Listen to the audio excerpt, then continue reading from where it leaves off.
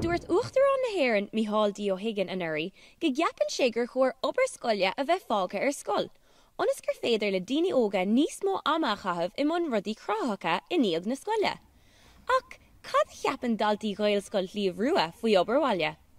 Is málam obair Bhaile má féin sé tú ré le haid obair Bhaile sa manscoil má ba tú a dhéanamh uairnú go de. Agus thugann sé 15 nóiméad, 20 nóiméad agus an sin is fi le dul amach agus imot pell níl scéal le de cara. Ní maith na mór Bhaile mar tá si bhar scoil gur le 6 uair cléig agus nuair a haim sa Bhaile tá mé díreach just a géirí le muiscí agus sprí pell gaeilge agus CLG. Ach, céir atá le rá ag an Aire Oideachais faoin díospóireacht seo?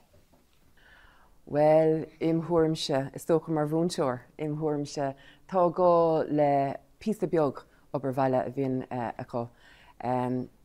Tuaireadh sé sin seans is tócha das na leanaí an méad a bhíonn ar siúl ar scoil é sin na cleachta sa Bhaile, agus tugann sé seans freisin is tócha das na múnseoirí féachant ar nuáil amach an bhfuil an méid atá ar siúl an bhfuil is nó an digan na daltaí an méid a bhíonn ar siúl sa rang freisin. So tá gá an fós anyway.